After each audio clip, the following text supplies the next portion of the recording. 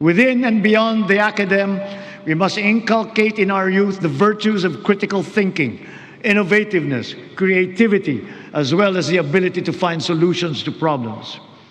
Our targeted scholarships and funding grants are all aimed to encourage these trailblazing traits. Contests such as Young Creative Challenge, the NICE, and the Philippine Innovation Awards recognize their talent and their hard work. At the same time, we have to do more to protect our children. We must protect them from the harmful influences and forces that exploit their vulnerability. The corrosive influence of fake news, the unfettered exposure to pornography, even to minors, the constant depiction of casual violence, and the toxicity and hate culture pervasive in social media. These pernicious influences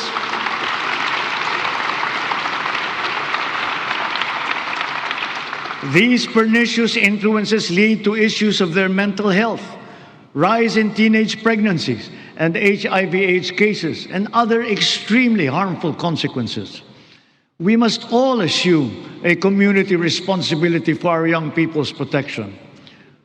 Ang mga nasawi na ating mag-aaral kamakailan, dala ng karahasan at kapabayaan, ay nag-iwan ng malaking puwang sa kanilang pamilya at mapait na aral din para sa ating lahat.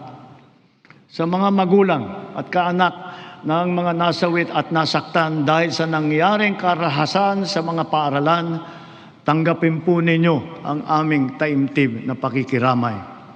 To the parents of Chris Lawrence Fabian, Joyancy Separa, and Ayesa Nicole Dazo, we are all so very proud of the unflinching bravery and heroic virtue that you have instilled in your children. They are an inspiration to us all. Their courage and their selflessness, true Filipino qualities, are the virtues that these trying times call for. Kailangang mamulat ang buong lipunan at akuin ang responsibilidad. Pag-ibayuhin natin ang ating paggabay at pag-aruga sa ating mga kabataan. Magkakasama tayong lahat sa misyong ito. Ang pamahalaan, pamilya, paaralan, simbahan, industriya, komunidad. Tatayo ang paaralan bilang pangalawang tahanan para sa kanila. Kaya hinahanda natin ang mga pampublikong paaralan upang tanggapin sila ng bukas palad. Ngayong school year, tuloy ang ating school-based feeding program bilang mabisang suporta sa pag-aaral. Sa programang ito, mapapakain natin ang mahigit 4.2 milyong kinder at grade 1 at mga mag-aaral na grade 2 at pataas na mga lubos na nangangailangan ng nutrisyon. Magtutulungan ang lokal na pamahalaan, ang barangay, PNP, DepEd upang palakasin ang seguridad sa paaralan.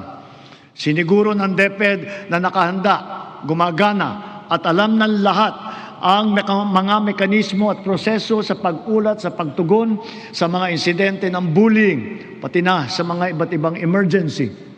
Hindi inahanda rin natin ang ating mga principal at guro upang mamagitan sa pag-ayos ng anumang hindi pagkakaintindihan ng mga estudyante.